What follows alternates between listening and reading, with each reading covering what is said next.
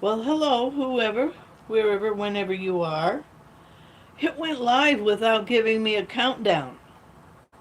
That's strange.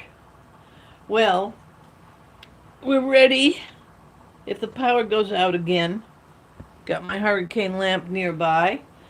I'm finishing a UFO, unfinished object. I have this one heavy quilt that has just been sitting around forever, needing its final stitching. And I'm almost done. There it is.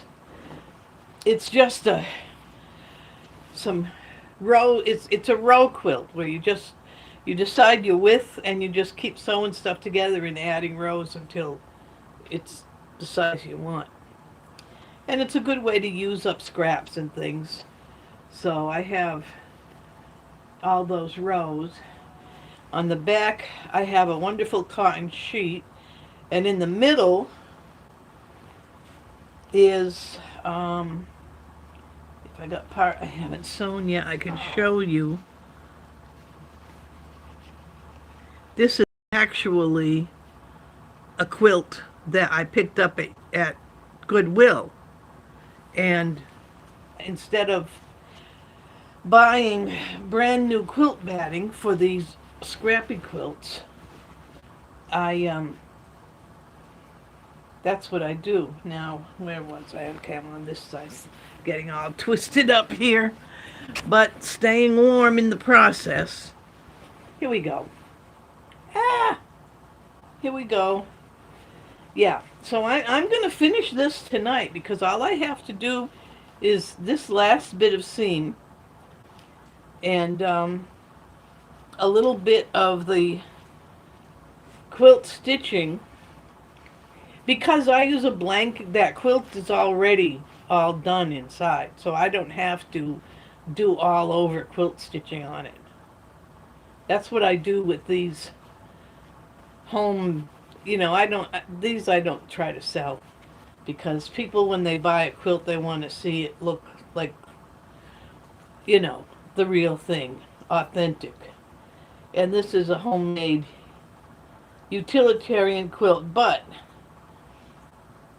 I am going to sell some of the ones I do like this because they actually are, to me, they're more comfortable. When I started doing this, and if I don't find a pre-made quilt that's like this is filled, this one that I picked up at the Goodwill, it doesn't have the stiff cotton batting in it. It has fiberfill. So it was more like a thin comforter. The other thing is those waffle weave cotton blankets. Those are the absolute best. Because you can put them in the same as a batting, except they don't move around. You don't have to you can do quilt stitching for the decorative effect, but you don't have to do it. And this loose, smooth sheet makes the whole thing just much more comfortable on the bed. So, anyway, that's how I do this type of quilt. Things are going a little bit crazy out in the outer world. And,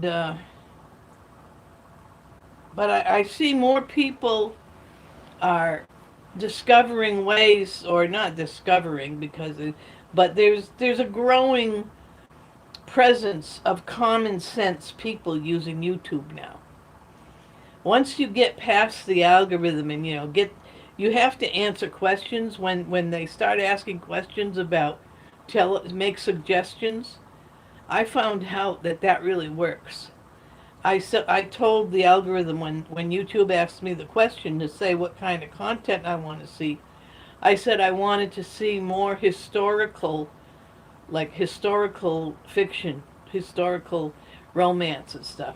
And all of a sudden, I'm starting to get these soap operas that are put up in other countries based on history, and they have English subtitles, Like the one I'm watching right now is about the end of the Ottoman Empire, which, if you know your history, was basically during the age of Queen Victoria and the beginning of the discoveries of oil in the Mideast that changed a lot of the politics of the world. And you don't even see it really talked about that much in American popular culture. It's like we have, in my complaint about American documentary fiction, the stuff that, like when you want to watch like a historical thing like The Adventures of Daniel Boone or something. But the problem we have lately is that everything is seen as if everyone was always like they are today. And really, times change and people change and societies change. So, looking at this Turkish soap opera, all about the fall of the last sultan. And it is a soap opera. It goes on for like 150 episodes. And I think I'm up to about episode number 60. And the characters in it, jealousies between the ladies in the harem, um, intrigue between the son of the sultan and his cousin, whose father is an ambitious, um, well, we would say nobleman in the English world, but I just put my needle down and misplaced it. Um, but they say Pasha in the Turkish world. So you see all these intrigue and the bad guys and the traitors and all this stuff. And it's just very interesting. Anyway, it's very entertaining. I'm enjoying it. I'm looking for I just had the needle in my hand. I put it down.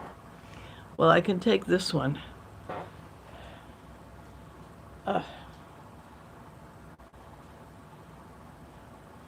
I hope I don't find the needle by poking myself with it. I've done that before.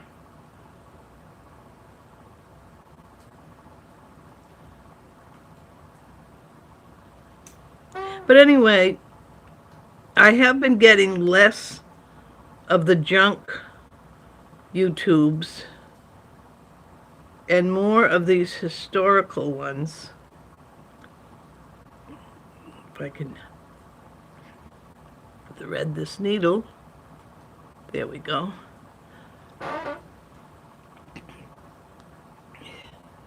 And it's pleasant to just sew and watch and sew and watch. And I had the most wonderful supper today because, oh, there's the needle. I didn't actually end it. Ah. Okay. I'm at the end of my freezer. I've got to restock. And I found this bag of frozen jumbo shrimp that's been in there forever. And for some stupid reason, I got the idea in my head that it's too hard to cook, which it isn't. I had the most delicious shrimp scampi with spaghetti today. And all it is you throw some butter in the pan, crush up a couple cloves of garlic, throw that in with the butter, throw in the shrimp, have spaghetti noodles, all cooked and ready. And that's all it is, shrimp scampi on pasta.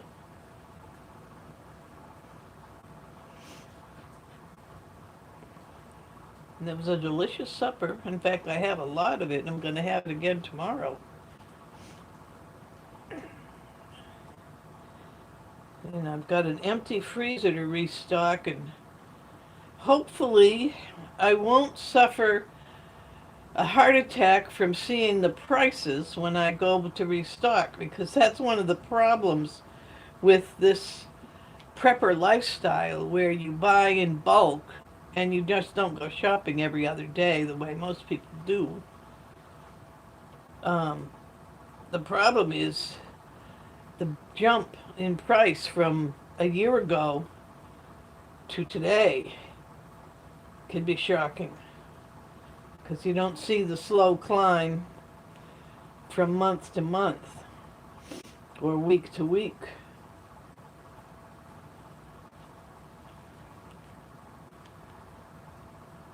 But I'm gonna stock up on mostly seafood. I'm gonna get probably one large log of hamburger. That'll last me all year because I can't have beef every day anymore. I can only have beef about twice a week, red meat about twice a week, because it affects the digestive system, and I was getting really bad acid reflux. So I had to give up tomatoes and red meat and what else? Mostly tomatoes and red meat.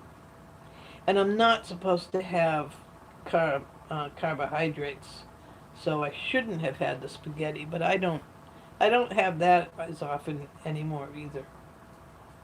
In fact, the next time I make shrimp scampi, just shrimp with garlic butter,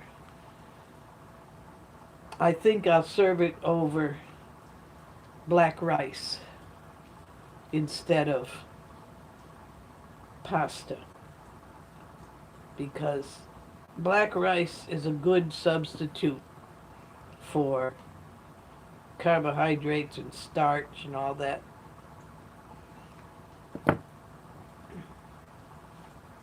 There.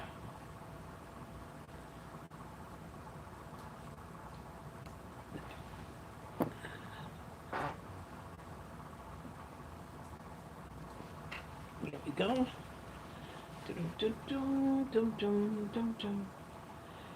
And let's see if anybody's in chat. Hey, Kimberis.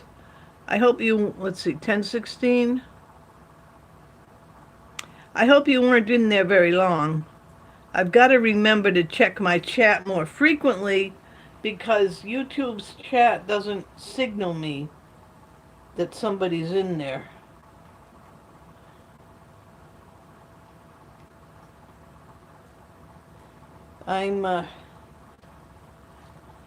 I've been working a lot on that cathedral window thing too. Let me see. Because I'm going to be guesting on a few different panels. If you're seeing the lights flicker, our power might go out. So if I suddenly disappear, that's why. But don't worry, I'm ready. The power went out for about an hour this afternoon. And it was so funny. I hardly noticed it because I was watching YouTube. And of course, sewing by hand, I'm not using a sewing machine. You notice it right away if you're using a sewing machine. But it was the middle of the afternoon, so the lights weren't such a big deal. And all of a sudden, I realized that I couldn't hear the heater, which has its little fan running all the time. And I looked around and everything electric was off. So I pulled out these hurricane lamps. If you have a small room, about 3 of these will actually keep your temperatures up. If it's not, it's not too drafty. And I own 2 of them. And a couple of my neighbors now have them because last year I showed them mine and they asked me to order lamps for them, so we were all set. Well, the neighborhood Karen was out there within 5 or 10 minutes of the power going out. I could hear her yelling at people. I look out, she's got a big heavy woolly hat and she's wrapped up in a blanket And she opens her door, letting all the heat out, walks around, yelling at people, are they going to fix this? What's going on? Da, da, da, da, da. What are we going to do? And I hardly know. I wouldn't even have noticed anything if I hadn't ever heard her yelling. Oh, gosh. And when the power goes out, I think it's because of so many people using space heaters, and frankly not knowing how to do things like bundle up, and they're in their regular t-shirts and normal clothing as if it's still warm out, and they just rely on the heater. But really, a couple of layers of clothing will allow you to not need to turn the heater on high. You can keep it on low. But so many people have the heaters cranked up that the grid gets overloaded, and it goes down, and it's always back up within an hour or two. So there's no need for being out there. And what good is it to walk around yelling at other people whose electricity is also out? That's what boggles the mind.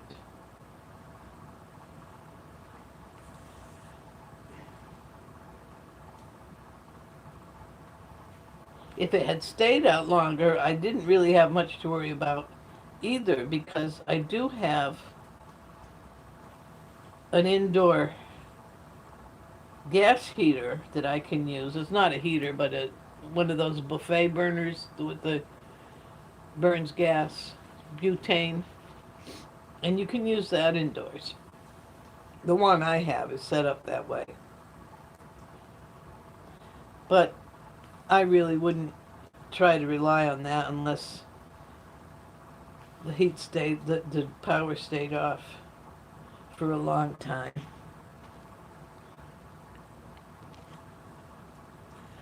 Hi, Made by Misty. You're here for the first time that I can see. Forgive me if I'm not answering chat because I'm using the YouTube Live, and they have it set up so that I can only see the chat if I push the button, and I have to remember to do that. So if any trolls show up in my absence, in fact, let me do this right now.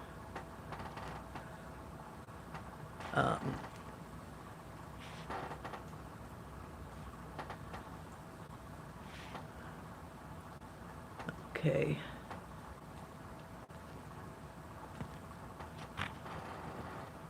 What I'm trying to do is push this button, and it's not working.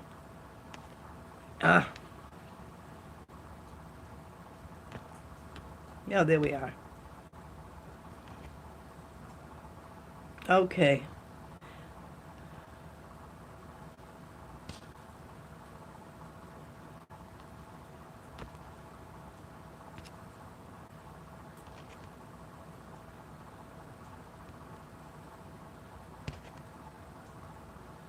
Okay, I gave you both wrenches.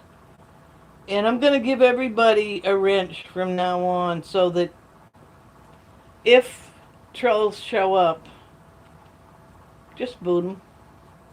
And don't get nasty and boot people for no reason. But if somebody is obviously being, you know,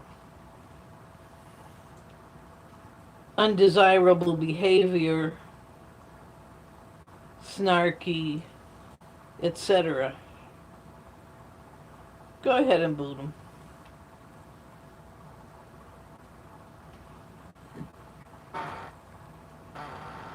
Oh, you're still here, Kim. Good.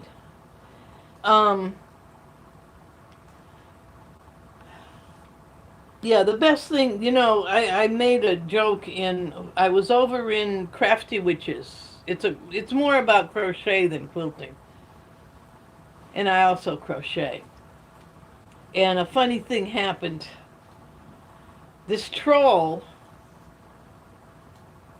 who I think has a serious mental illness because it got really way out of hand. She saw a video in which I referred to myself as Bruja, which is Mexican for not really a witchy witch, like a black magic witch, but it's Mexican. It's for the way I've heard people use it. I know, yes, it can mean the black magic stuff, but it's also just for knowing natural medicines and things like that. And that's what I'm not a witch, but I used the word bruja half jokingly because also it's the Cajun word brouhaha. What's all this brouhaha? Which is what it's related to. It's a kind of Cajun Mexican mixture of slang. Well, this mentally ill person saw that and somehow or other somebody else, I forget just how it started, but there were some people in a chat room talking about voodoo dolls. And and it had nothing to do with me. They were accusing each other of making voodoo dolls. Well, all of a sudden, there was somebody who'd put up a picture of one that had nothing to do with me. And this person decided I must have made the voodoo doll in the picture because it was crocheted. And she could prove it because she saw videos in which I was doing crochet. I was crocheting scarves and hats. For a while, I was a big fan of Bagaday channel, and I was following a lot of her hat patterns. So that was funny, but she's really, it got out of hand. And can't really respond to it. Okay, here we are. Whoops, darn it. Can I see what's going on in chat? There we are. Oh. Yeah, I've been sneezing a lot lately myself. I'm not propped up in bed. I'm in my chair, but I've got my quilt in my lap. Okay, so Kim says she's propped up in bed with a cold.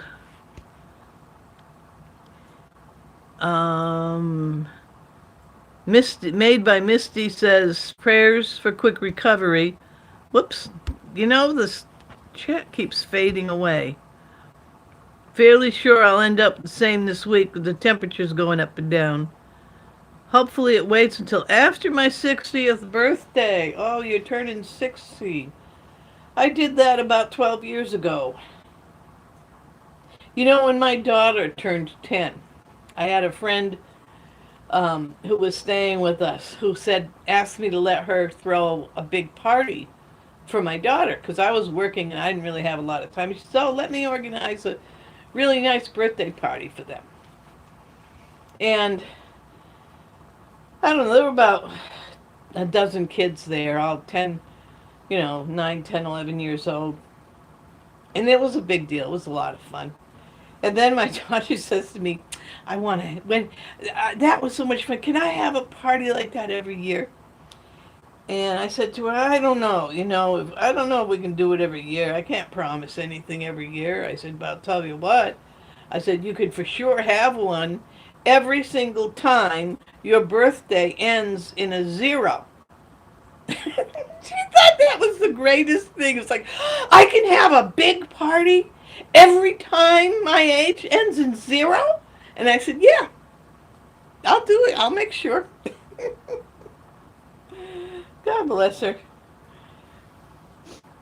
That was a while ago.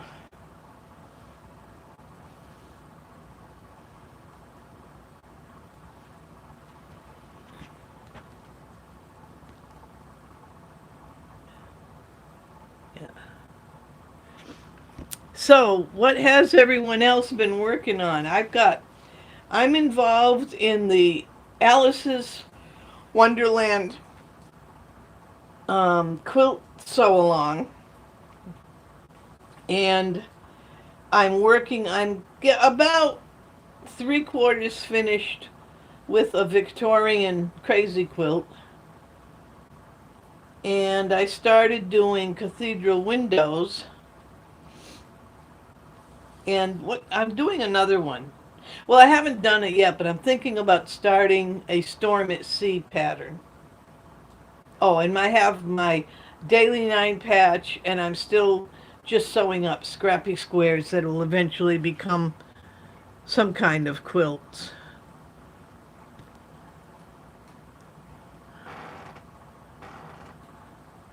Oh, Kim, you're right behind me. 71 in March. That makes you an Aries. I'm a moon child.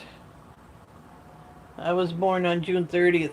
And the reason I was born on June 30th, I was I was born late. And whenever I'm late for anything, I say I'm sorry. I can't help it. I was born that way. And the thing is, it was my mother was past the due date, and I showed no signs of wanting to come out. Heh, I was no dummy. I knew what was out in the world.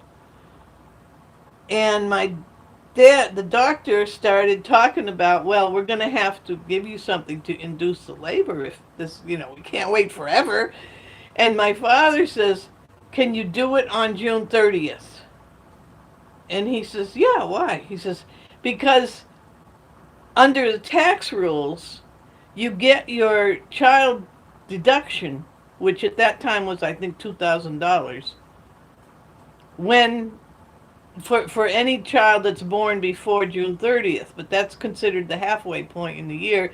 And any child born after that, you have to wait a year to get the deduction for that child. So he made sure he got his deduction from me.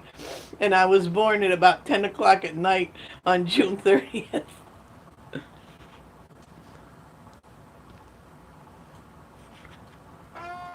Once I start feeling better, this is Kim, I will be doing hand quilting on a quilt for my aunt. No, I'm a Pisces. Well, that's nice. Pisces is good. I like Pisces. My ex-husband was an Aries. Aries are interesting people, but they can get at you after a while. No offense to any Aries is listening, because I know that I'll bet you if they did a statistical study, they'd find that more people diagnosed with mood disorders really don't have a mood disorder. They're just moon children, because we are moody people.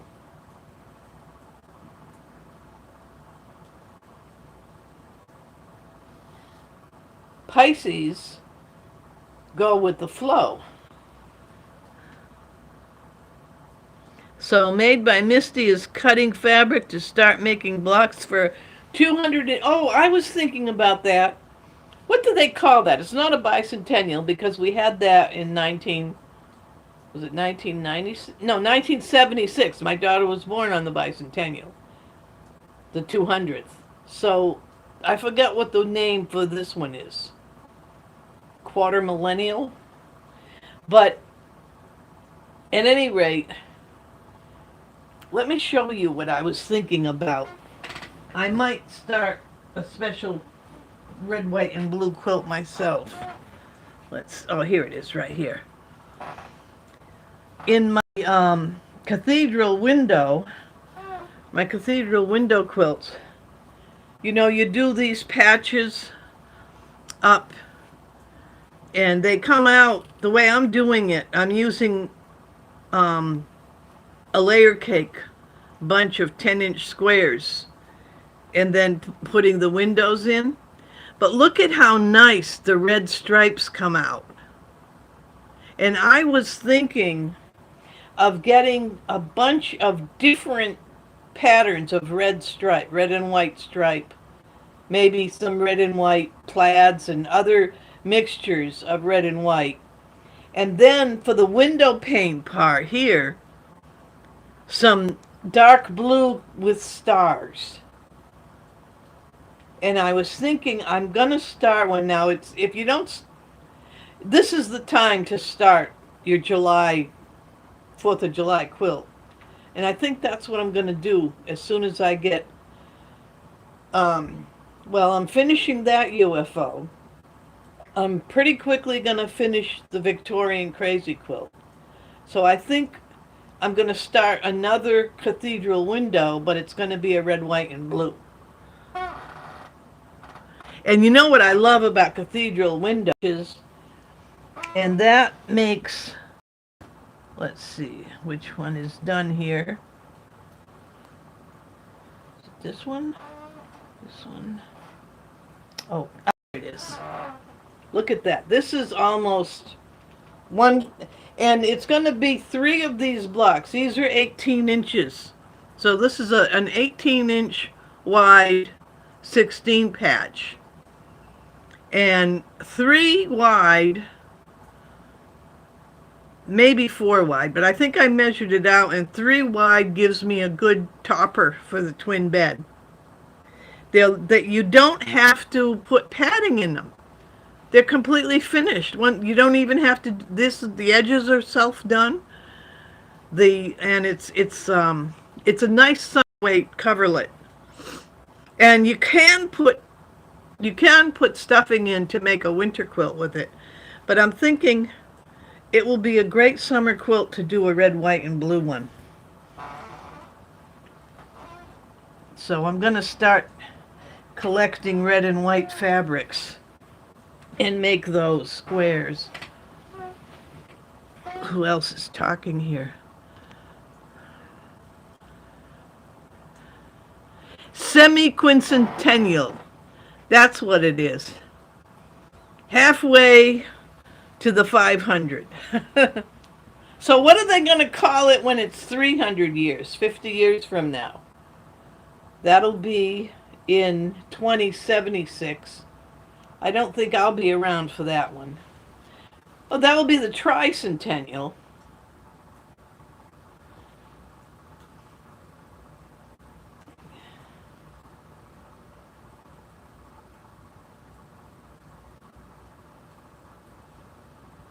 Yeah, the lights are again.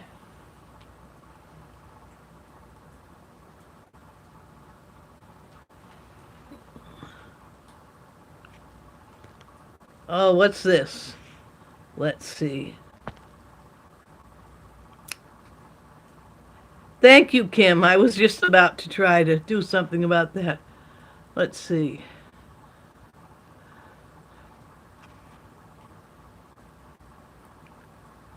Oh, I made it. It could be repaired because it's all old cloth, and I've got one similar to it that needs repairing. But this is strips of denim, old flannel shirts, different kinds of Goodwill fabrics.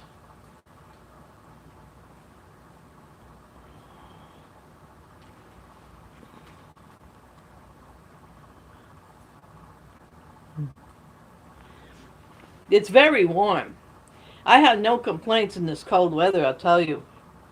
I don't even need the heat on at night. In fact, the way it is tonight, I'll probably turn the heater off, hop right into bed, and be fine.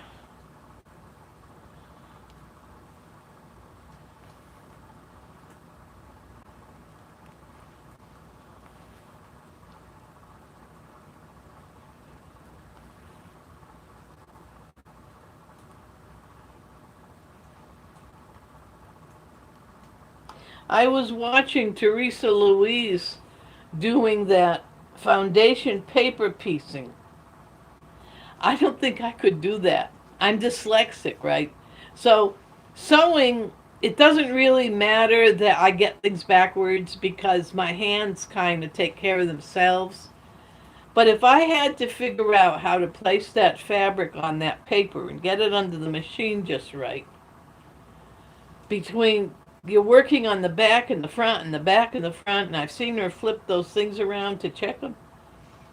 I don't think my dyslexia, in which the way it is in me, I have a strong tendency to get things in reverse.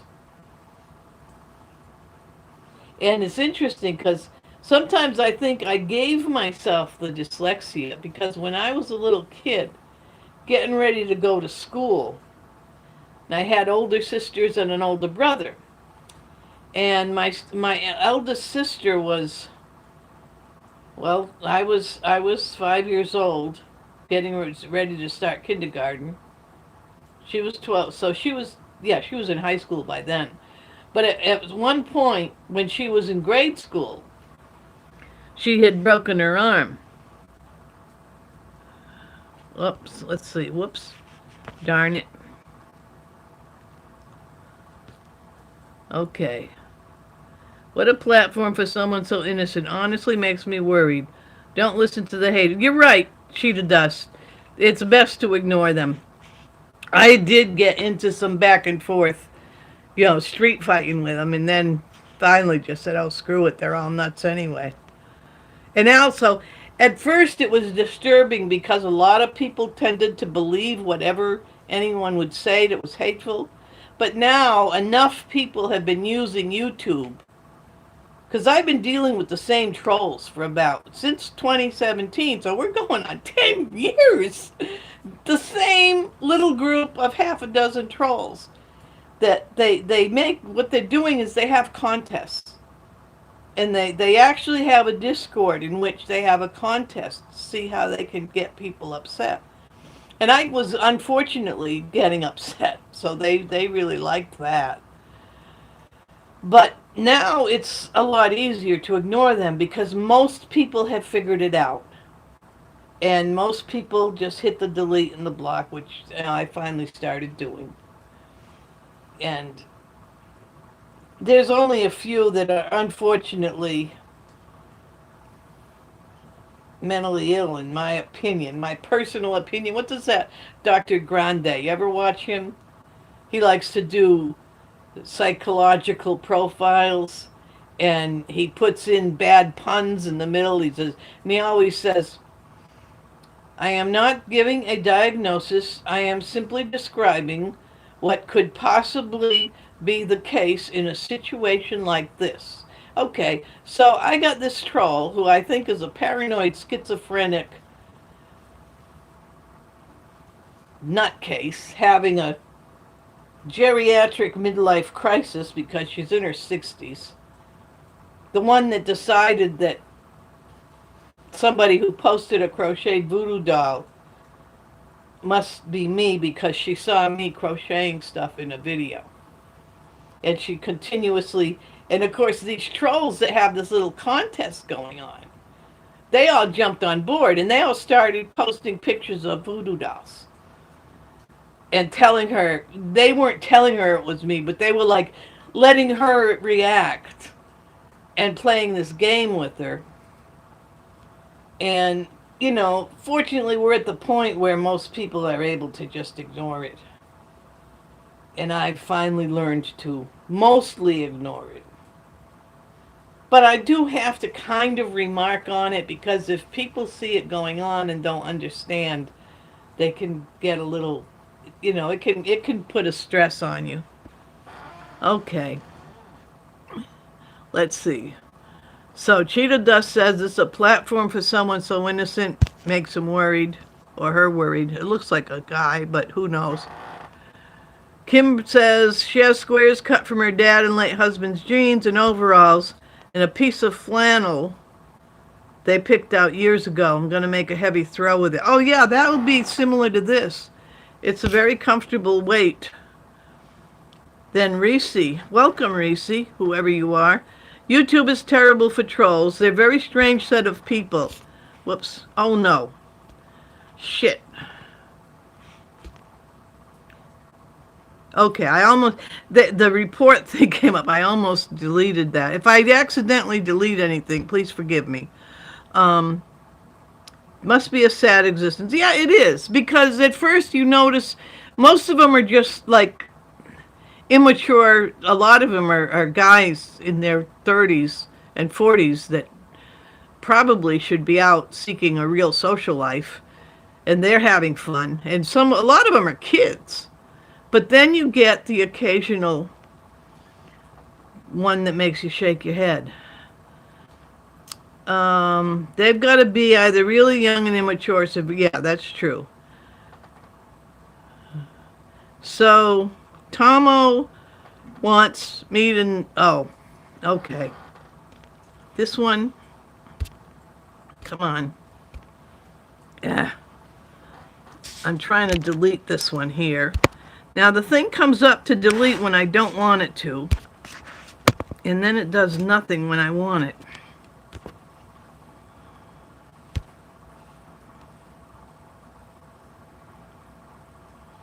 Tomo, I'm going to give you one chance. Start behaving yourself, and you can stay. But if you're going to play that kind of game, you're just going to be removed. Oh, you're in England, Reese. Well, thank you. I'm glad you showed up. Everybody who's here, please hit like and subscribe and do all that great stuff that makes the algorithm like me. Because I don't care if people hate me as long as the algorithm likes me.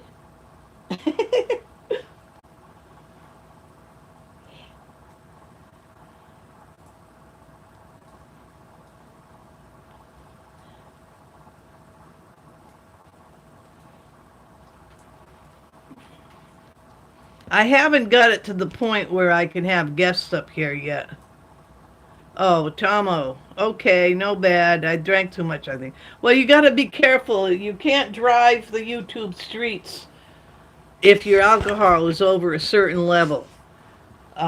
Pretty soon, they're going to figure out how to put a side. In fact, they do it in cars. They have a computerized breathalyzer in cars. I think they only put it in a car if the court orders it, but they can do it. And I should shut up before Bill Gates or some creep like that gets an idea.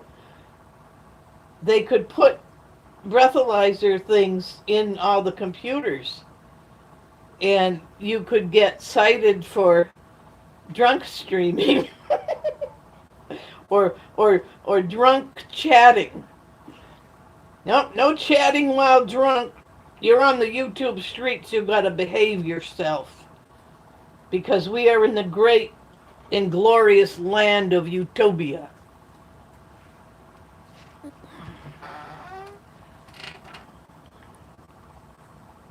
So, let's see. Yep. Yeah, I noticed there's more and more casual hangouts like this where people just want to spend time together. And I'll tell you the truth, during the day when I'm really trying to finish something, it helps a lot to have one of the streams where you have two or three women. Usually it's women. There's some guys in there too. Sewing and talking, and the machines don't make that much noise, or maybe they have their microphone set up so it's not picking up the noise.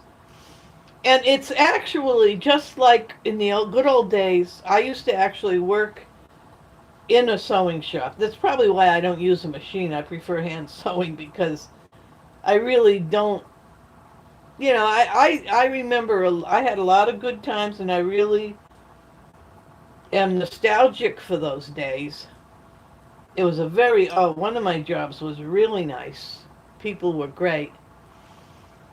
But it almost reminds me of that. Women sewing and chit-chatting, and every so often, somebody is giving a tutorial on how to do a certain kind of quilt block.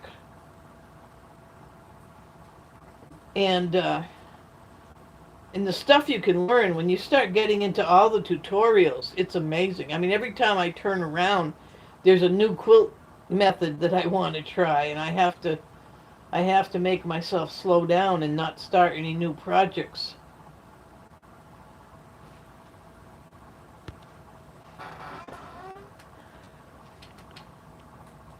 Okay, let's see. Oh, Tomo. Now he's flattering me. Orwell's 1984 is becoming more of a reality day by day. You know what? In the real 1984, I noticed it was becoming reality. I remember thinking about that. And Tomo says he's going to sub so he can apologize too. Me and rum don't mix. I've got some rum in the cupboard that I was going to make some eggnog with, but then I used the milk to make caramel sauce, so I didn't make any eggnog.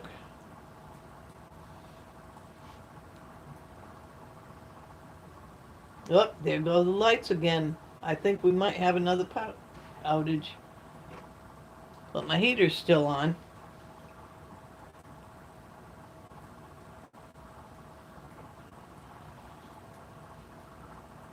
I'm in Texas, by the way. I'm on the Gulf Coast, so I'm not getting the really bad cold snow that they get up along the Northeast. And I guess most of the country north, even North Texas, is getting cold weather.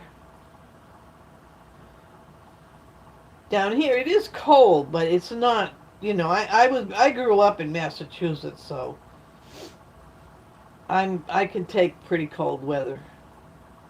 Now over in England, you've been having some snowstorms over there lately too, haven't you? I saw something about Birmingham being under a lot of snow. Birmingham, England, and now I think Birmingham, Alabama actually did get snow this week, over the last couple days.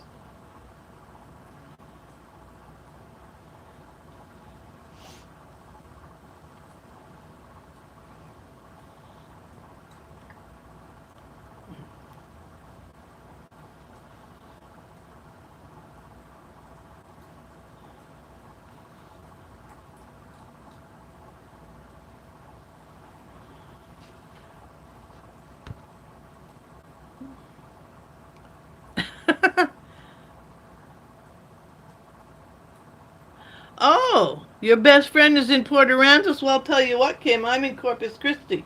If I look across the river, I'm looking at the Portland side of Port Aransas. There's Corpus Christi, the river, the Nueces River, Portland, and Port Aransas. And in fact, I can see part of Port Aransas out this window here because I'm looking right out at the Gulf, at the bay, and on a clear day, I could see all the tanks and stuff, the cranes and everything that handle the ships at Port Aransas, the ones that don't come down here to the Corpus Christi harbor.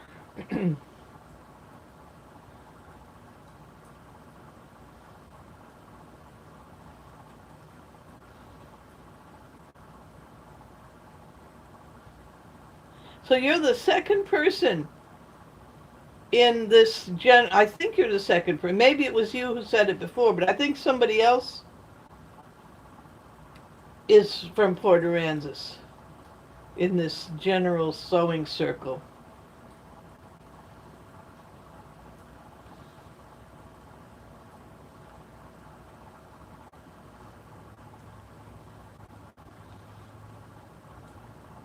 Now she's going to be here till March, or your friend, they're going to get to the rodeo here. There's going to be there's usually in February, there's a big rodeo at the American, I hope they're going to have it again this year, at the American Bank Center. I'm not sure if that place, I know they were closed during COVID, of course. But I think just about every year in February, late February, they have rodeo.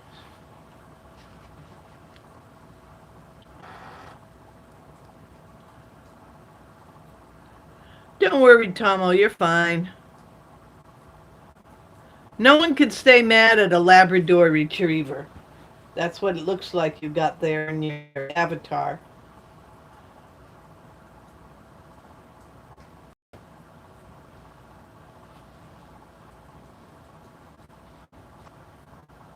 I had an artist friend who was from England. He's dead now. I think he died of a stroke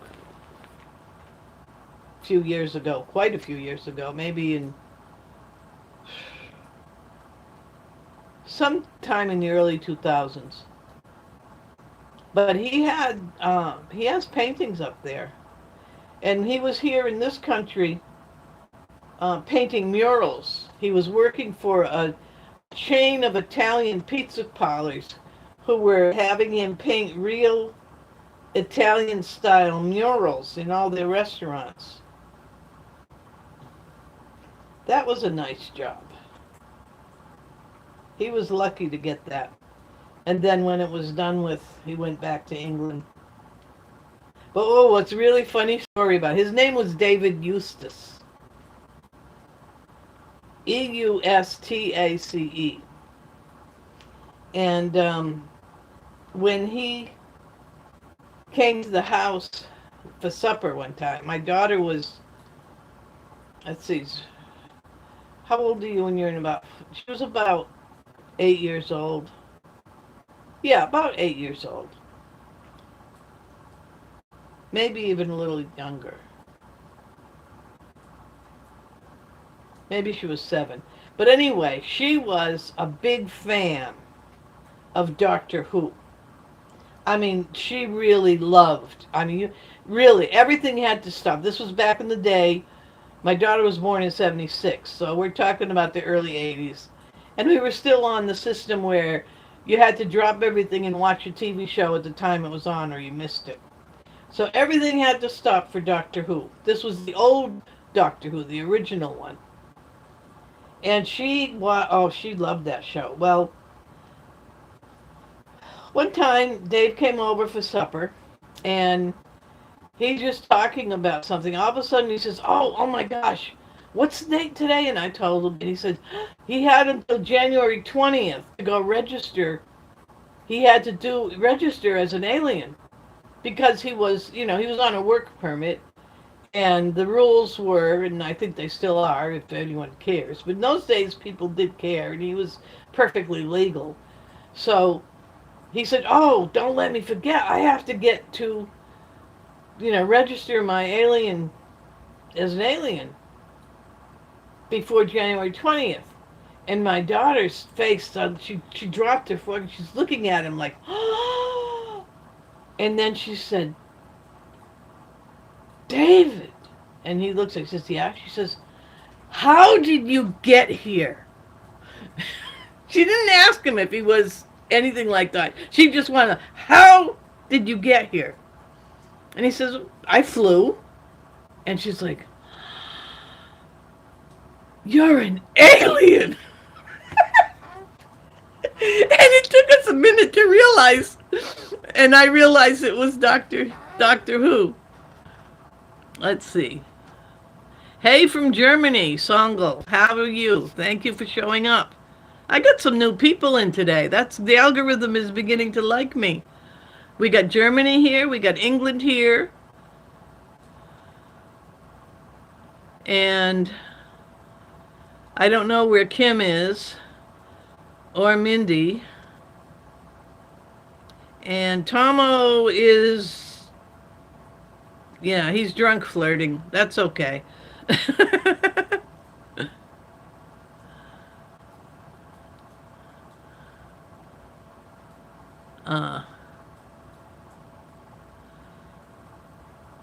So, anyway, I'm just going to keep sewing and let the chatters stroll in. I think a lot of people are home by their screens because of the weather.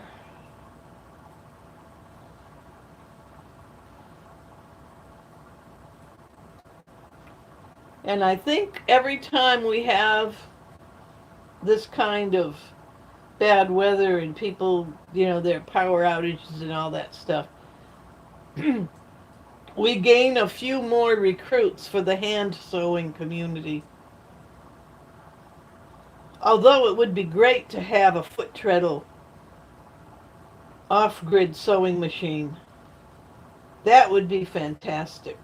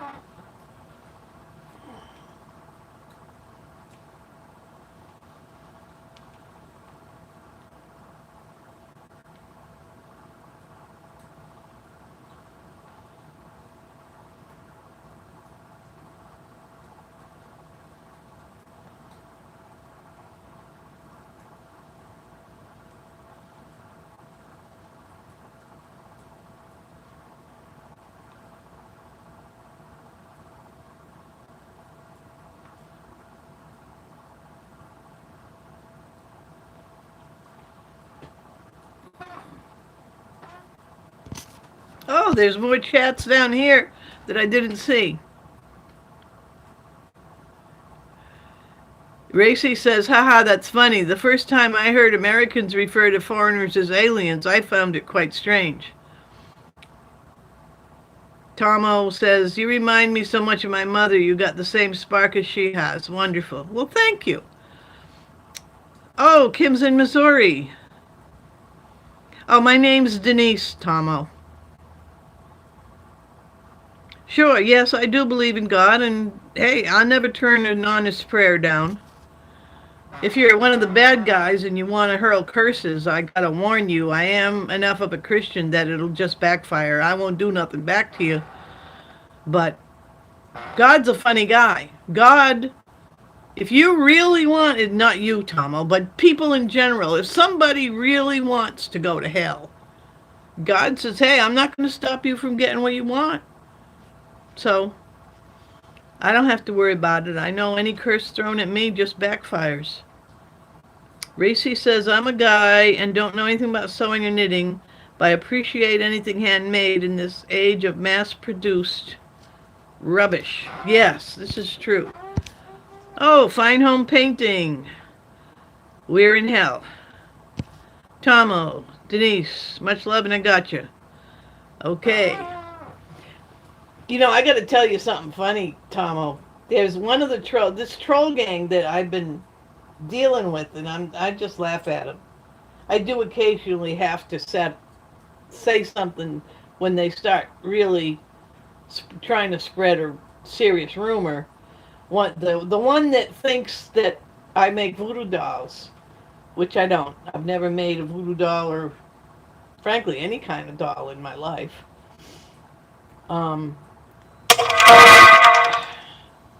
I had to answer a few of the things she said because at the point where I was stupid enough to get into arguments with these people, I got mad enough to say that her hair looked like a cheap wig, and if she was saying she was going to sue me for making this voodoo doll, right?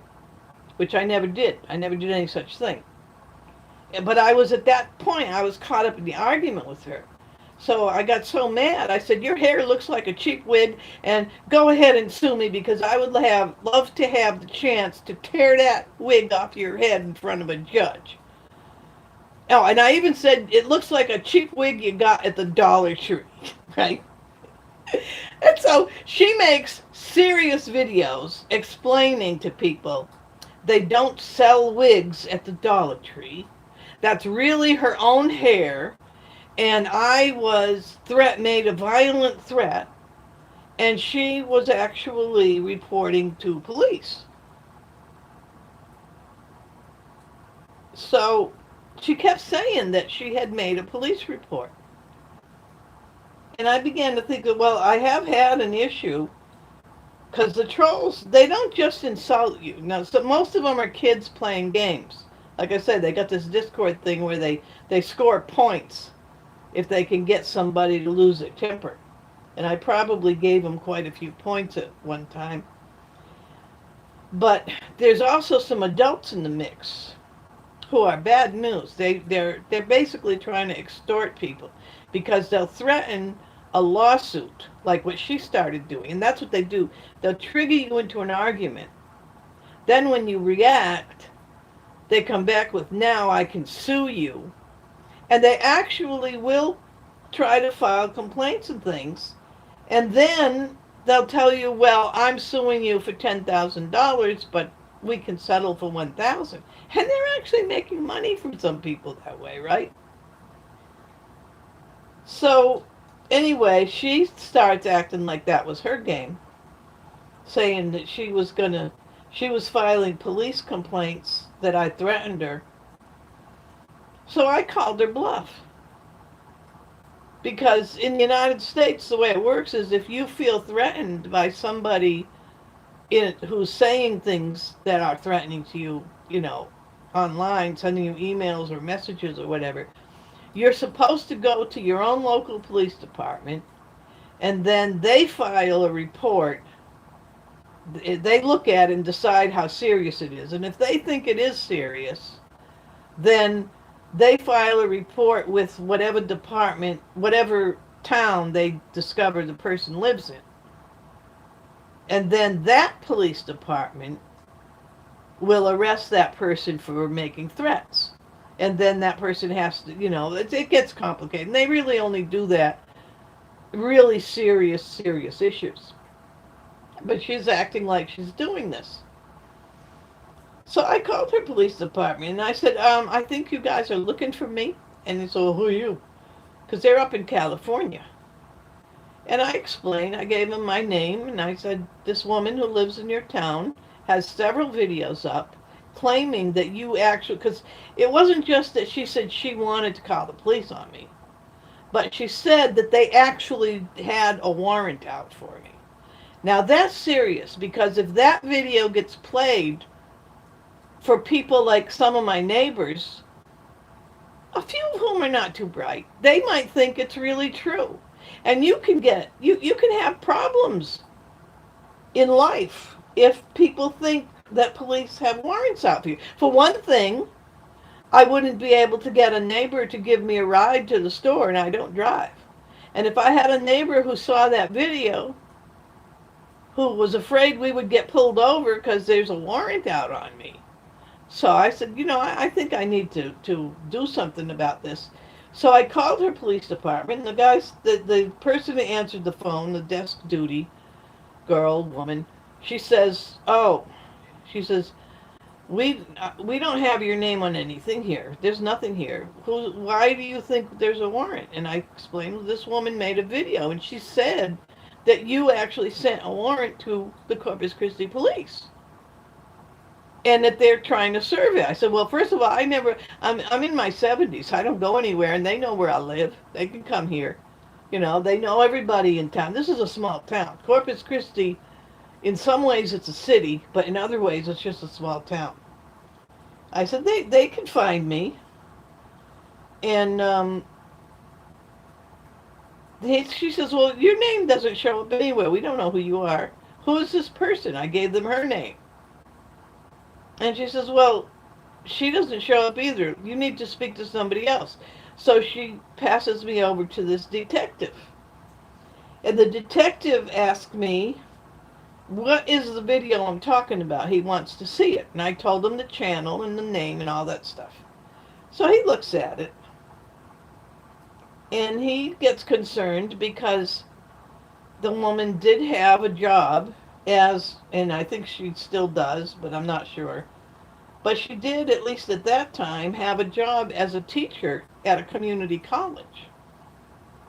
And he said, he asked me to notify the community college to look at her videos, because he said that in California, the colleges and all the schools, the high schools and everything, they have statewide campus police department, separate from the city and town departments.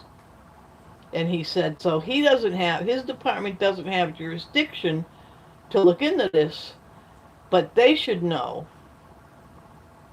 I mean, in terms of his concern, he got concerned about the campus. He said they should know that she's doing this because she's attacking about half a dozen different people for stupid reasons in her videos. That's what her videos are all about. And he says they should know in case she starts doing this to students. So I said, okay, and I called up the college, and I asked them if she was indeed a tutor there, and they said yes. And I said, well, this is what's going on. I'm feeling pressured and harassed because this woman got a bee in her bonnet, and, you probably should look into it. And they said, yeah, they were concerned. They didn't know anything about her channel. So they looked into it, and they decided ultimately that they didn't care. I mean, she was just being stupid on her own time, and it's a free country. But she continues to make these angry videos. And, what started me off was Tomo. Okay, you're over there in the UK. This troll group that she's in that likes to do this to people, They actually got somebody in the UK to make a phone call to the Corpus Christi police to claim that I was some kind of activist of some kind. And I don't want to say words that'll tick off the algorithm, but he told the police that I was going to do something to a national monument that we have down here. And the police told him, well, we're going to have to refer that to the FBI. And they said, where, you're in England? And they basically just laughed about it because they had already dealt with these trolls. These trolls called the police a few times to get them to come check on me. That I was, one of them even pretended to be a member of my family, saying that I hadn't been seen making videos for a while, so therefore they were worried. And they tried to tell him I had Alzheimer's and couldn't take care of myself. They called elder services. Just really crazy stuff. And they keep going with it. But that one from the UK, I said, damn, that idiot, he could get himself put on a watch list. He did that a few years ago. If he did it today, he might find himself on a watch list because the international politics are so crazy. And I lost my thread snips. Here we are. Okay.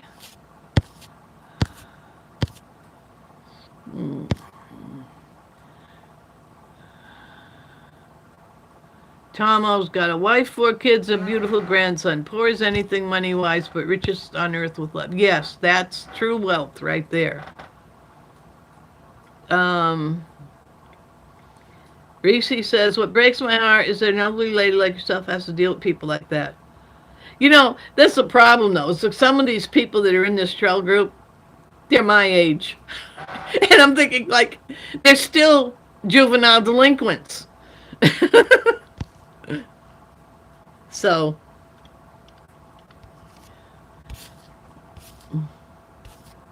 Racy, I think you need to go have a cup of coffee.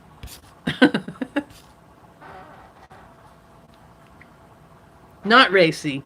Tomo. Tomo needs to go have a cup of coffee.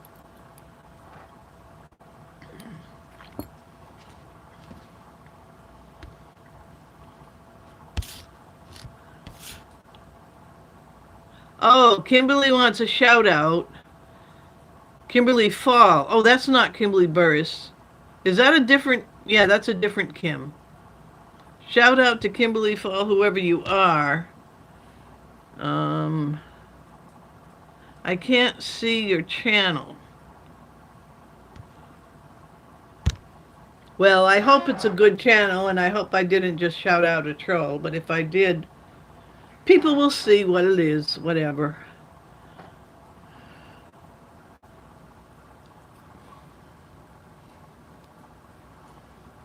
Because I can't see sometimes you can hit the button in a comment and you can see the person's channel. But the YouTube chat room doesn't work the same way. I can't see the channel.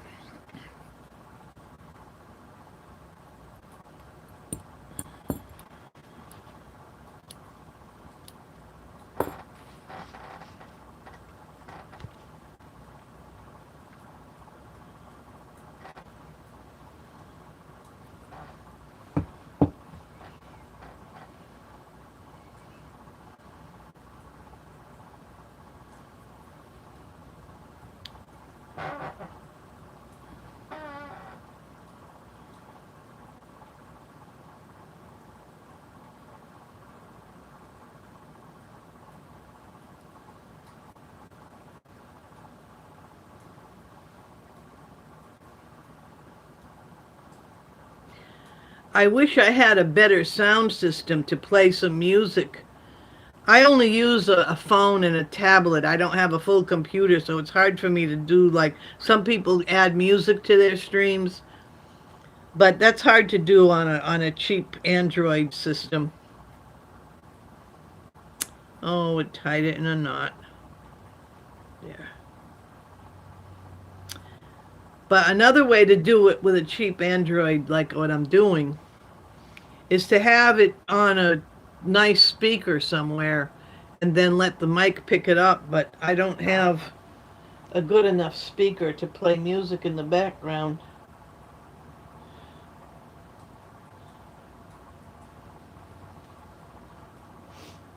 And I do have a few friends who would give me permission to use their music, like soft guitar playing and like that. But it wouldn't do any good right now. Yeah, you better get some sleep. I think you are drunk chatting, Tomo. But that's okay.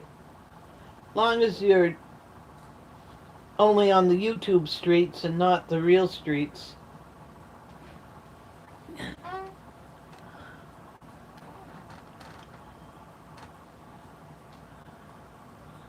Oh, it's a small music channel. Thank you, Kim.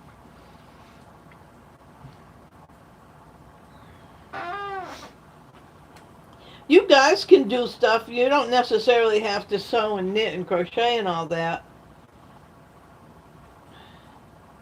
But I love to see the guys that are doing interesting stuff with woodworking and metalworking. There was a show for a while. I think it's still out there. I forget what it's called. But they give these guys pieces of, like, just junky pieces of metal that you might find lying by the side of the road. And they have to forge that into some kind of knife. And they'll tell them a particular kind, like one of those old swords from the Middle Ages, or, a certain kind of knife. And they have to make the handle and everything. And they do it like in an afternoon. Forged in Fire. Yes, that's great. I love watching that. I'll tell you.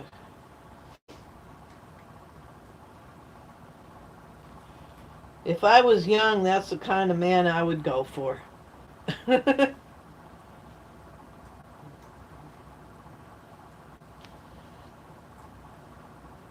My dad was a tool maker and a machinist.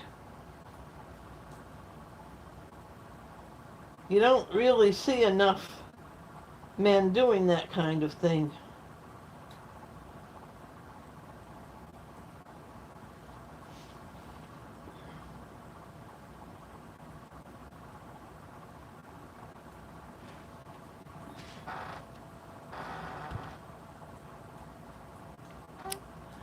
Greasy says, I do a bit of woodwork. I have a pretty famous carpenter relative named Robert Mouseman Thompson. I think I have his talent in my blood. Kim says she started watching a glass blower. And Tomo says good night. Good night, Tomo. Yeah, glass blowing that's another thing that's really interesting.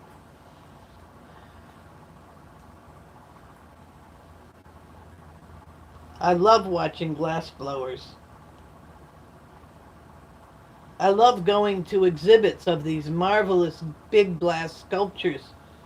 There was this guy that used to exhibit up around, when I used to live in Massachusetts in Berkshire County, the art galleries there. There was somebody who had these wonderful multicolored sculptures.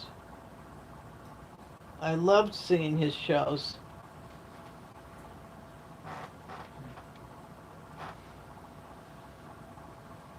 Oh, look, I'm almost to the end.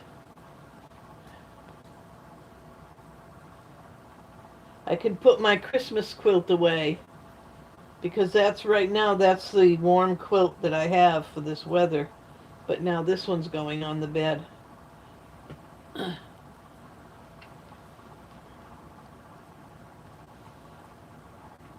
Another one that I have that's done the same way as this one, I've had I've been using it continuously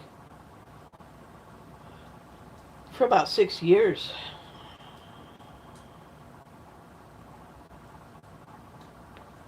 No, long, yeah. No, I made it in 2017, so 9 years. And it still looks good. These quilts end up being passed down to generations.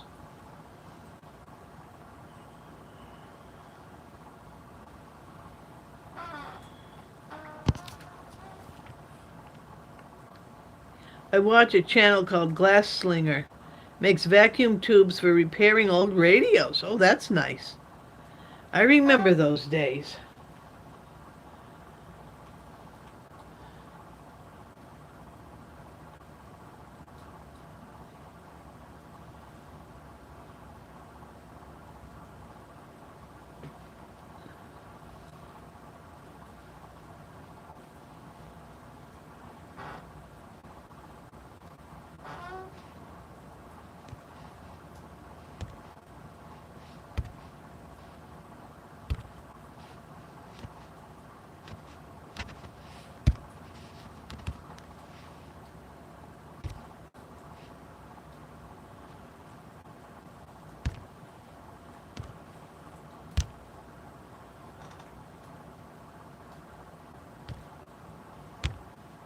In your 30s. Reese says he's in his 30s but loves all the old stuff. Yeah, well, we need people your age loving the old stuff because all it's going to take is one bad solar windstorm and all the cybernauts, all the people that are so dependent on computers are going to be running in circles, pulling their hair out because they won't know what to do.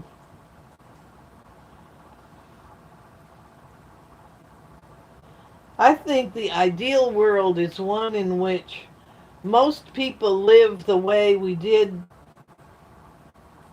probably in like the Middle Ages when everyone had a farm and everything was done close to home. But you also have the education and the national structure to have a space program because I'm really excited about going to Mars. I live about 200 or 250 miles north of Starbase, Texas, which used to be Boca Chica, Boca Chica used to be like a couple of beach shacks down near the border of Mexico. But now that's where the entire space program, the private, not NASA, but the SpaceX company has its base. And you know, it really it almost brought tears to my eyes of just wonder when I saw that rocket brought down that landed the first one they did landed on a little platform out on the water. I think that was actually out in the Pacific. And now they regularly and routinely have these rockets coming back to Earth from outer space. And you remember in the movie Karate Kid where Mr. Miyaki, or whatever the Japanese guy's name is, he's catching mosquitoes with chopsticks? That's what it does. They have the tower there, and the arms of the metal come together and just grab the rocket as it comes down. And we can fly the rockets back and forth. It's just amazing. And I believe we are really going to have human beings walking around on Mars within a couple of years. I mean, I know first they're going to have a colony done with robots, but they're going to have a few humans up there to fix those robots when they break down. There's just no way it's going to be 100% robots.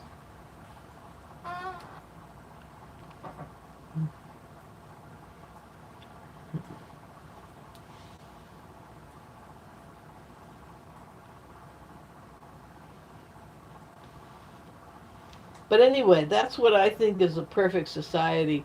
One where most people live pretty close to the earth using all the old ways. And, but if you want to, you can study whatever it takes to become an astronaut and go into space.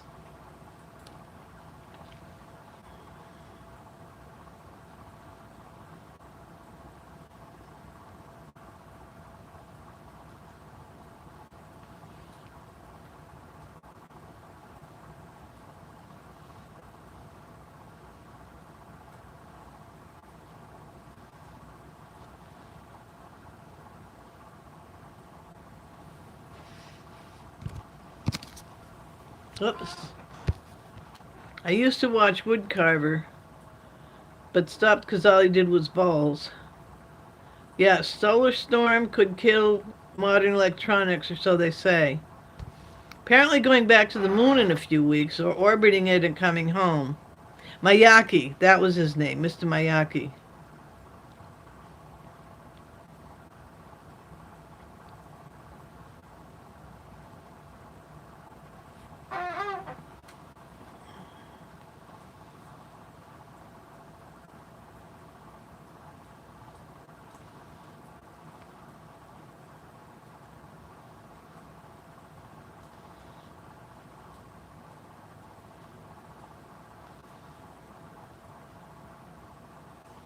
Well, really, we're almost doing that kind of lifestyle because YouTube is full of channels of people doing like what I'm doing, handcrafts, but all on a stream talking together across country and global space. We have one of the live streams is run by a woman in Greenland who, and another one is a New Zealander. I think she's a New Zealander. And a couple of Australians. There's two Australians that I follow. Jennifer Closton, who does marvelous, marvelous flower embroidery. I mean, just amazing work. And she teaches free form. So it's like painting. You just can make the whole display without a plan. And you end up with these beautiful flowers. And the other one is Marion's World. Yeah, I think she's in Australia. And Corinne. Yeah, those three, I think they're all in Australia. So it amazes me that, I'm sitting here talking to people from around the world. Germany, not just New England. Maybe someone's here from New England, but England. There's a couple of them that I watch who are in Scotland. I think one who calls herself the Inappropriate Quilter, she's really fun to watch. I think she's in Scotland. Then there's Kate of The Last Homely House, up on the border with Scotland. She's in Yorkshire, England. And Catherine Cloth Tales. I have to laugh when I watch her show because she's such a sweet person, and she does all of this really interesting freeform stitching.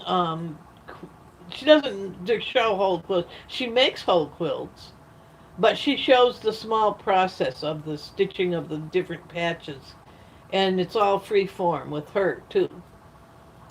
And but she's in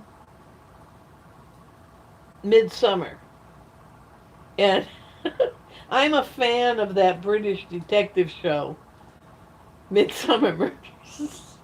And it's funny because every time I listen to her, I just love listening to her because she has such beautiful stuff. But I think of that show. I hope she's not hearing me now, and I hope she doesn't get upset. Please don't get upset, Catherine. What is the detective in that show? He's a sweetheart. The older guy. They've got another one now that's based in Australia called Brokenwood, and it runs off the same storyline. The older, somewhat paunchy detective who drives an old car and is really old school, and the young sidekick junior detective, and the eccentric coroner. Always the person who works in the autopsy room in all of these stories is always a highly eccentric, is on the spectrum, as they say.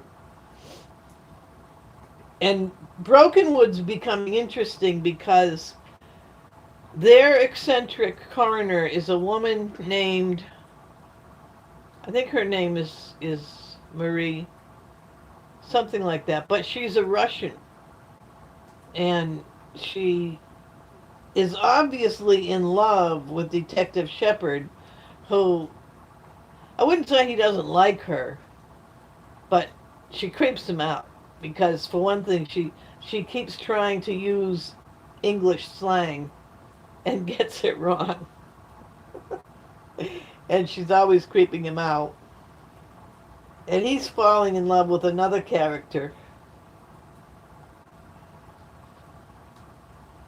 So I love watching those shows.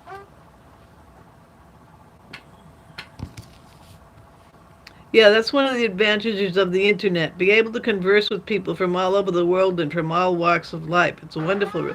Oh yeah, I mean, if I was stuck with just my next door neighbors, just between you and me, it wouldn't work. I mean, they're wonderful people, okay? But, ugh, I've lived in this apartment for close to 10 years. Well, actually, no, I've lived on this property for 10 years. More than 10 years. 12 years, because I moved here in 2014. But I was in another apartment down, a few doors down, and then when this one became available, I took it because I have a patio now, which I didn't have before. So in good weather, and that's another reason why I do my hand sewing, in good weather, I can sit out on the patio and I can watch the ships coming into the harbor. Just, they're going right by. And it's wonderful.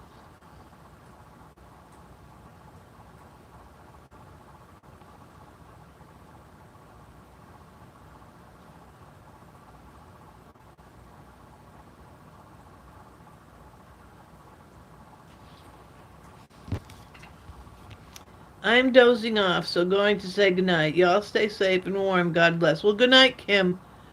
You take care. I'm glad you showed up.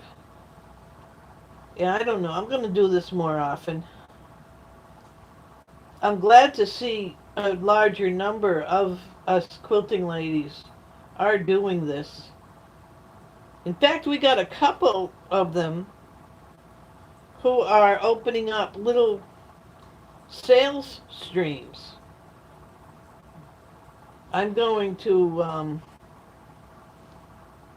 I was thinking about doing that myself.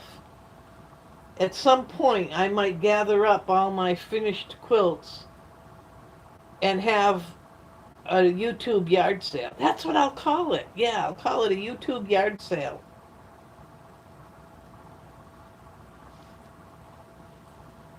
That'll be fun. There's a big business, a couple of big not clothing, but fabric stores now have YouTube streams to sell. There's one called So Yeah.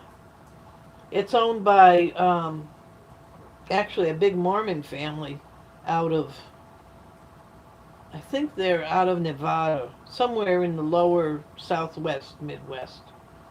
Anyway, they have a number of sales 2 or 3 times a week. And I've been watching them to learn how to do it. There's another woman, I can't think of her name, but she sells little bundles of all kinds of findings and fabrics and laces for people who do the Victorian crazy quilts where you use a lot of different kinds of silks and satins and corduroys and velvets and all that, and you embroider on them. So she sells these little bundles. And I was thinking I'd like to do something like that.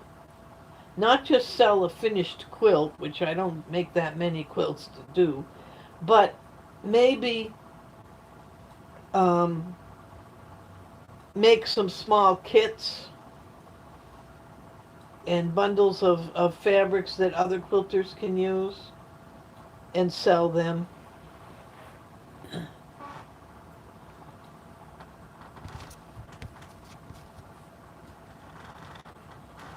Yeah, what time is it anyway?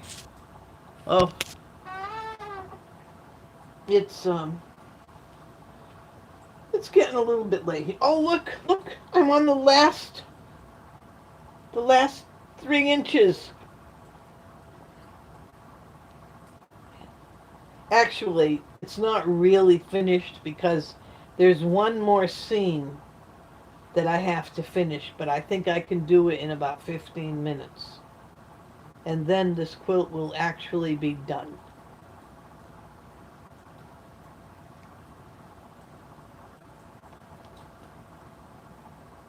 And I really deserve extra points because I said I was going to have it done by Groundhog Day, so I'm actually almost a week ahead.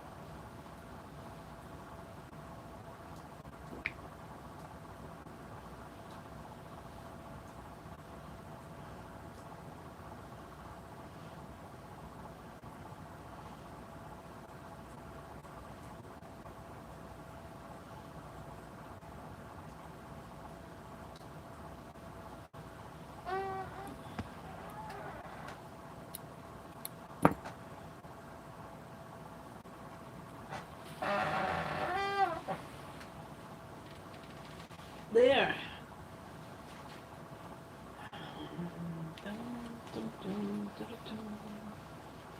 Okay.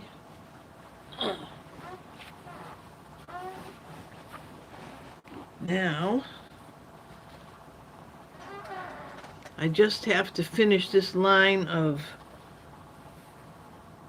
brown, goldish colored stitching that holds the blanket in.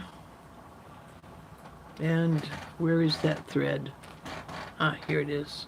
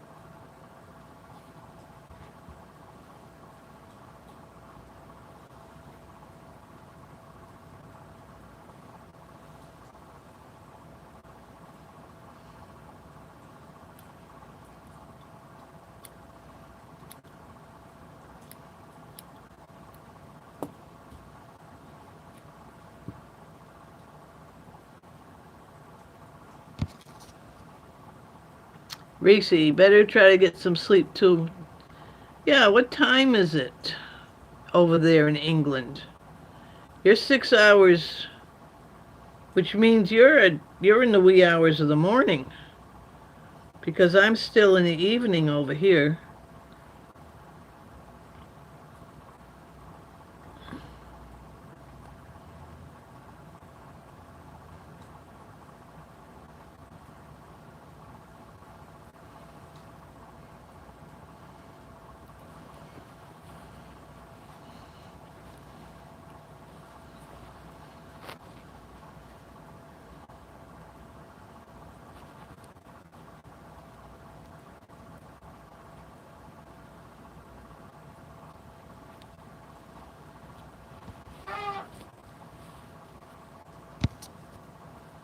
Almost 5 a.m. Yeah, that's what I was thinking.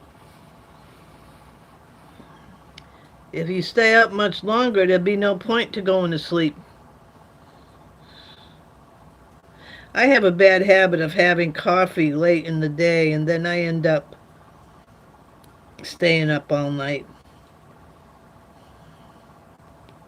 In fact, I've got coffee right now that I shouldn't be drinking because it'll keep me up. But it doesn't really. I don't really feel much effect from it. I probably developed a resistance over the years.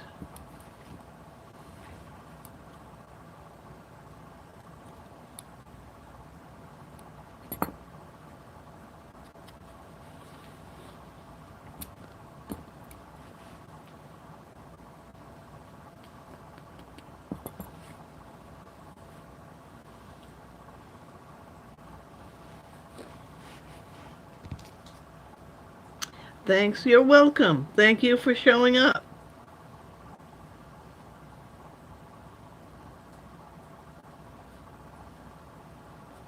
I'm actually going to fully finish this quilt before I close this chat down.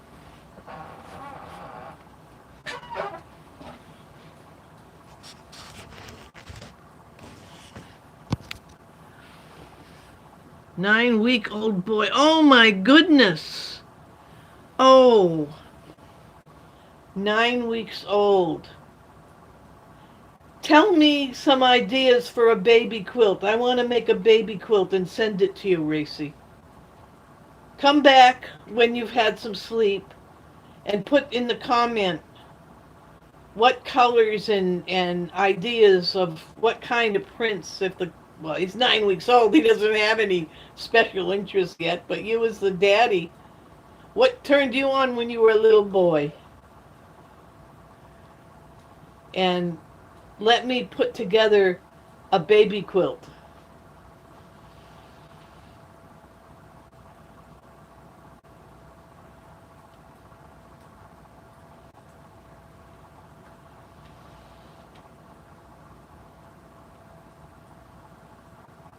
That would mean a lot to me to do that, because my only child was my daughter,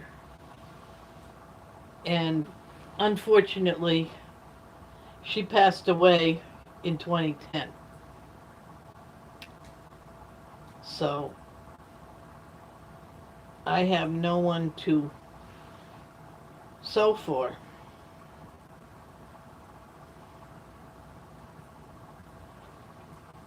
I sew for my neighbors.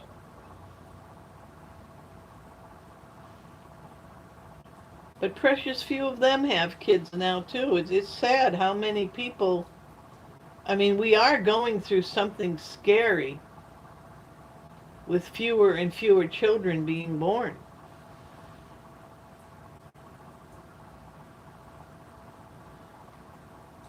And God bless you. 9 weeks old. Wow.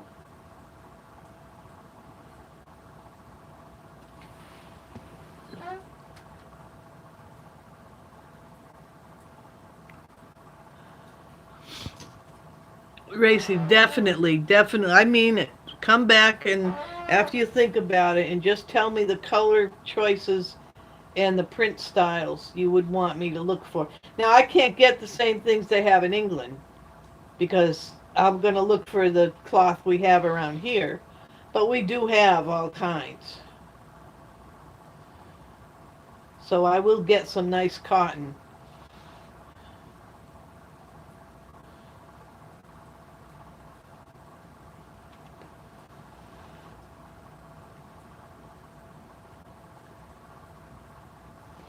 Oh, I know what kind. Tell me if this sounds good to you. I saw this, I've got this pattern in this book right here. It's for a little boy. It's a quilt that makes a road map. So you can put it on the floor and he can play on it with his little cars. Where is it? Oh, yes.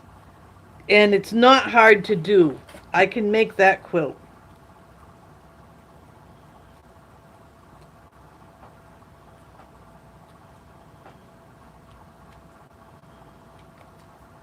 Where is it?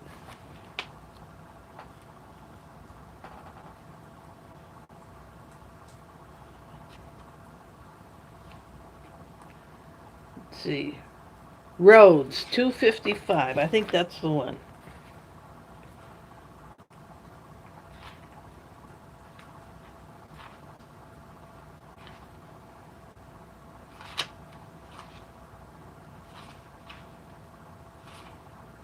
Yes. This quilt right here.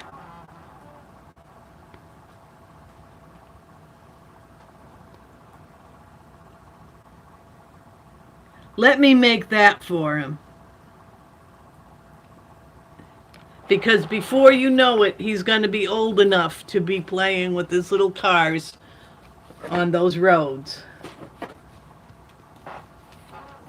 And tell me the names of where some streets or towns that you would want to put on that. And I will put I'll sew little street signs into it.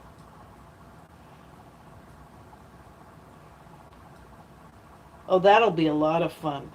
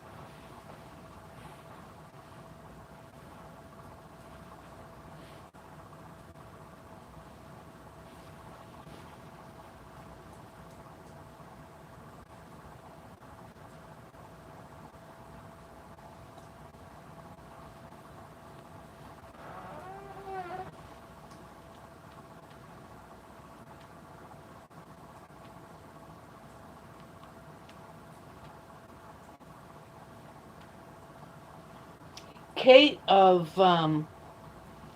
Kate Jackson. Her last name's Jackson. That was my married name. But she's the one who lives in Yorkshire. Kate's homely, not Kate's homely house. The last homely house. And she uses the word homely because in England that means cozy. In the United States, if you say something is homely, you mean it's ugly. And she always has to point that out, that she was using it because of Hobbit. The hobbits had the Bilbo Baggins's house was referred to as the last homely house of Hobbiton, Hob, Hobbitville, or whatever the name of their town was. But anyway, um, she made a quilt of hexagons that turned into the map of England. And she didn't start out that way. It was like she was just putting the colored hexagons together kind of at random, and then realized that it looked like the map of England. And so she went on to really work stitching and everything out to be a map of England.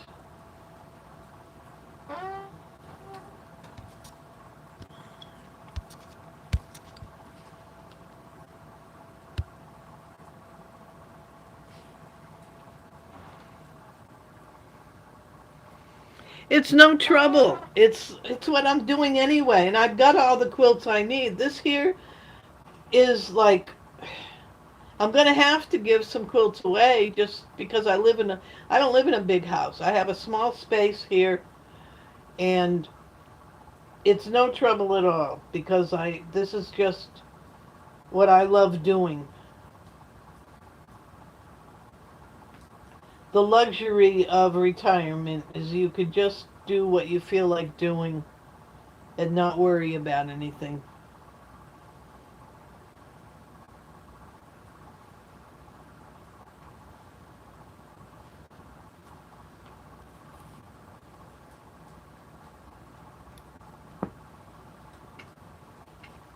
Oh, we're getting close. We're getting close. Last seam. I'm going to finish it tonight.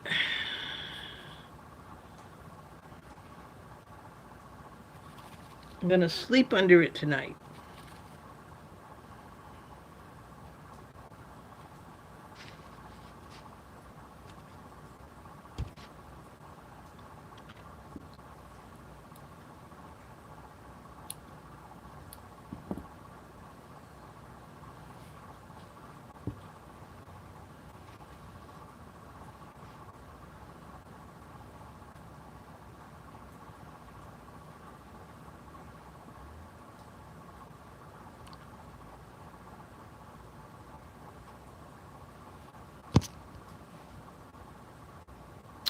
No, I don't do Facebook, but I'll put my email in. Let me see. Well, you must have email, right? No, Facebook, I had just too many problems there with. Everyone wanted to talk politics. And then they gave not the live stream, but the, what do you call it, the AI? They had everybody agree to let the AI read all their private messages in the marketplace. So if you wanted to um, buy something in there, they have that marketplace, but people are supposed to be able to sell stuff. But they want to read all the messages, not just keep track of the actual sale. And I didn't like that at all because then they can find out too much, you know? Then it's nobody's business.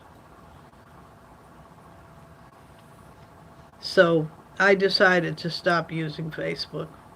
But I do use email. And let me put the email in the chat. Okay. How can I chat?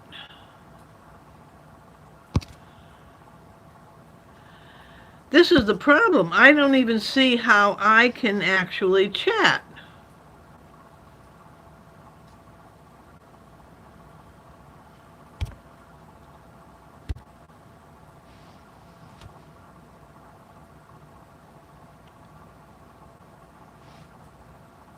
Hmm.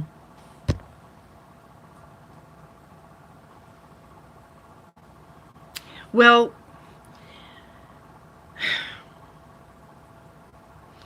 it's DEE 78402 at Gmail. And I'll have to wait until this processes, so it'll be tomorrow because we're up to 2 hours. So it's going to take till tomorrow to process. And then I can put it, or maybe I can do it early. I think, yeah, if I can get a comment in under it right away, I'll do that. I'll put it in the comments. And you should see it there. Or you can type your own. Well, no, you don't need to type your own email because then what's going to happen is the trolls will get involved. I know who the trolls are, so I don't care if they see my email because there's not too much they can do to me that they haven't already tried. But they don't need to see anybody else's.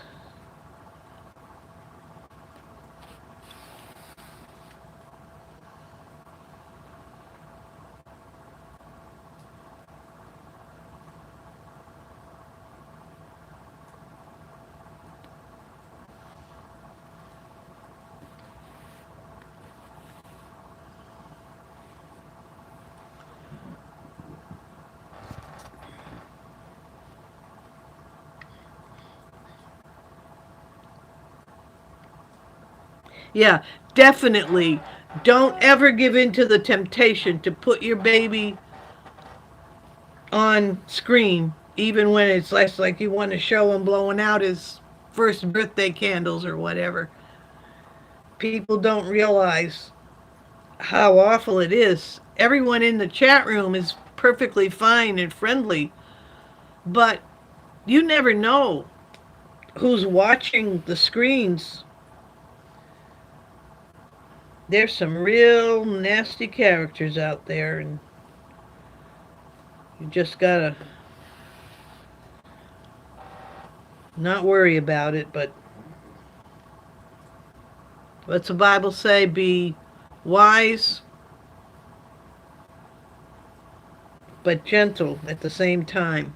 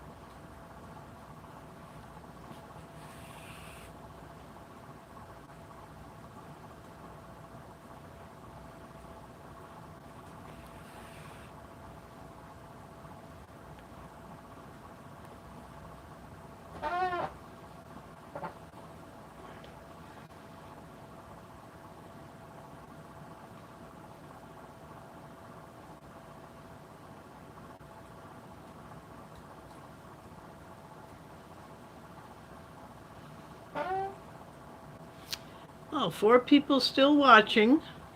I'm just gonna stay on a few more minutes because I'm staying on long enough to finish this one last seam, and then this quilt is done.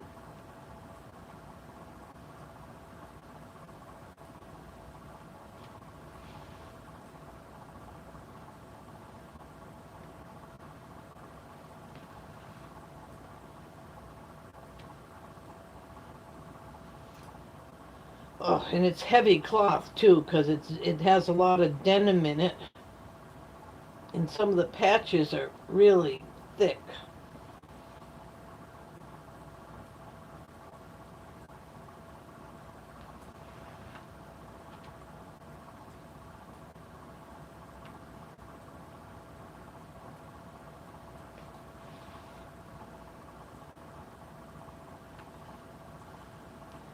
I'm probably making these stitches too big because I'm in a hurry to get finished.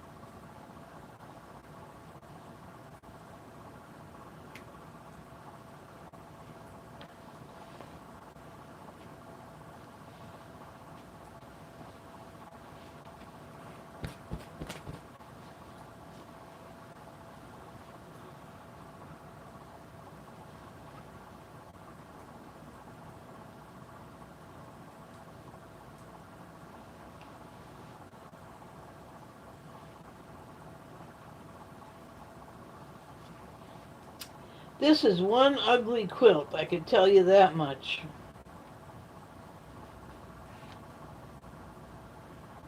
I had bought a lot of denim because I thought I was going to make denim jackets and line them with flannel. But after a little bit of sewing on denim, I discovered it's really hard on the fingers. And I don't think I want to make jackets. So I used some of it to make this quilt.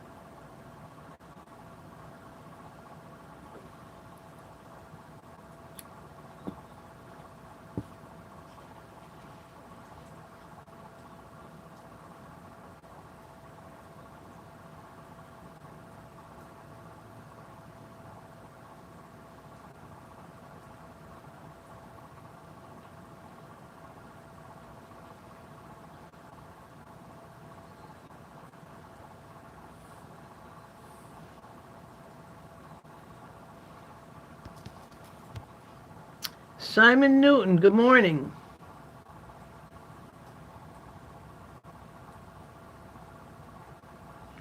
Okay, let me check, Reese, and I'll see.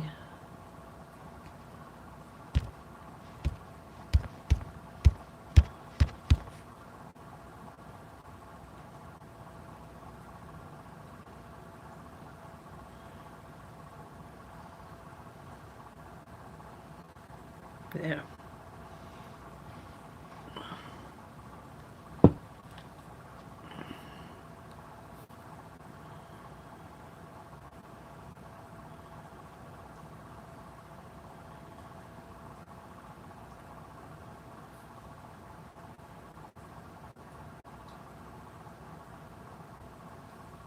Yeah, I got it.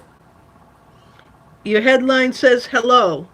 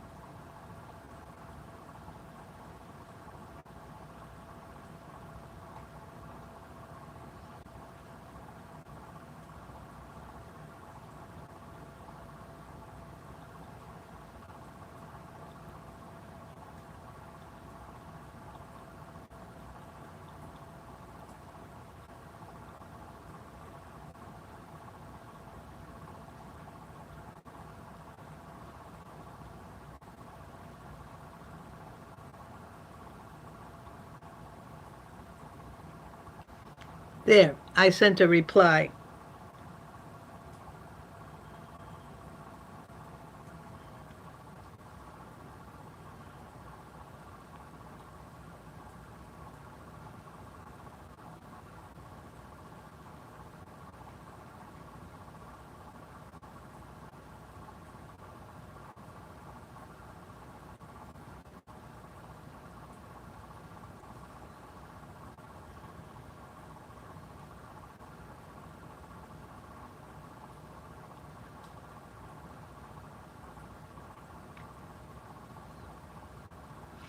Okay, now we are in the home stretch.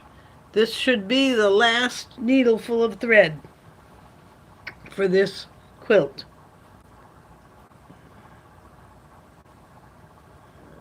Can I get it done before midnight?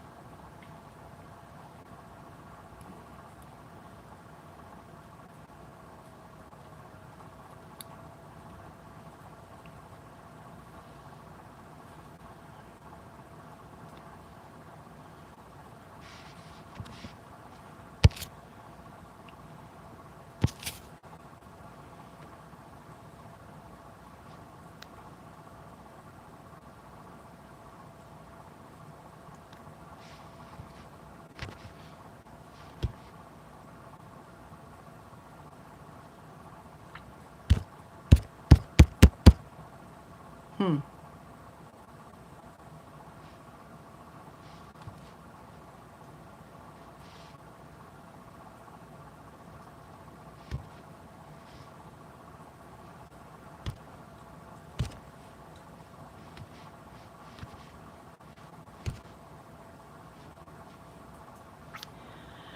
Okay, I'm trying to find a way to get rid of this Simon Newton character. And for some reason, now earlier, every time I touched the screen, it wanted me to report or delete somebody. Now, it's just not coming up. Oh, there we are. Put user in time. Hide user on this channel. Okay, he's gone. There.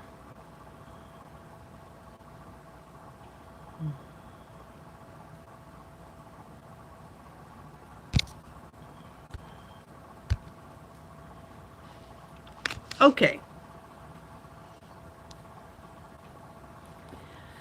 I think the problem is that this screen is not sensitive to my fingers because I have arthritis. And it doesn't always work.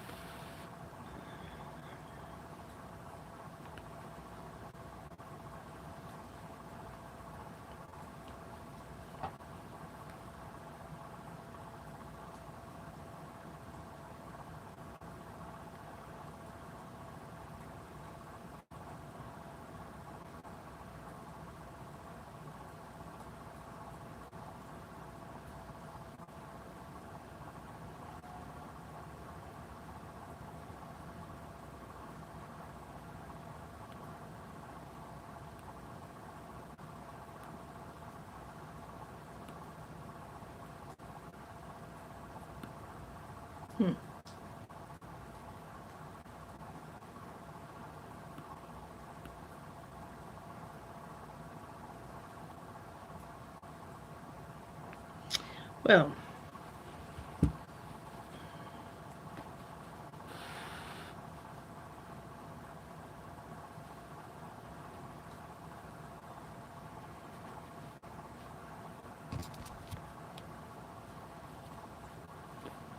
Well, good night or good morning, Racy. I'm just staying on long enough. Look, I'm in the last foot of this quilt. And I'm not going to stop until it's done.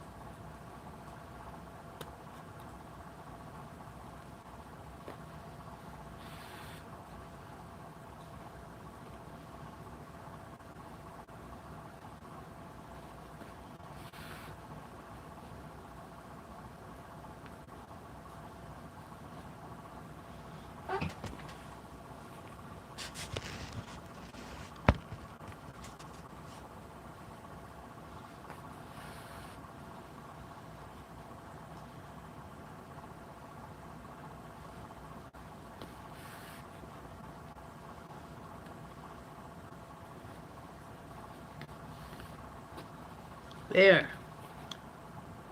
This is it.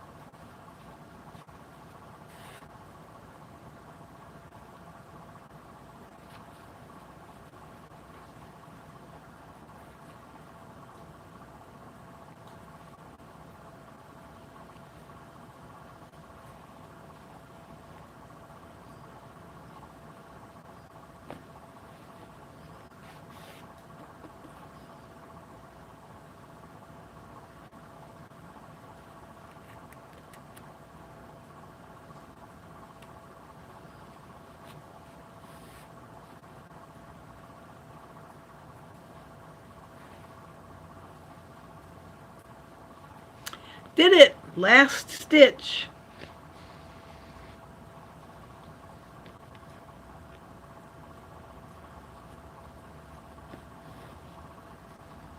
Tying it off.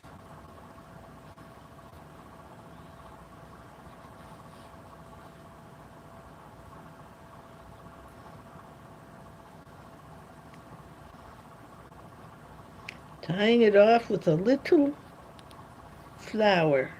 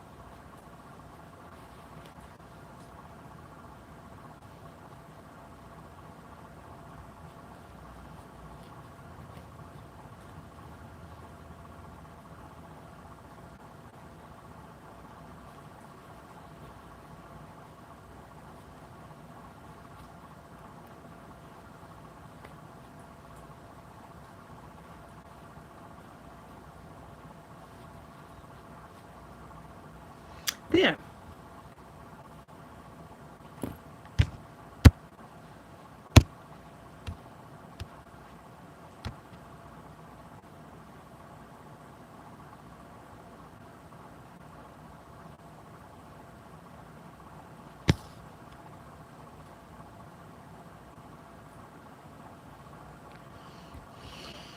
Okay, here we go.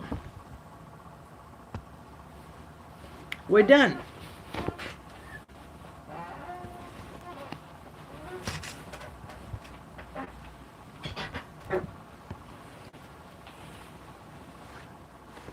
Da-dum. Da-dum, da-dum, dum, dum.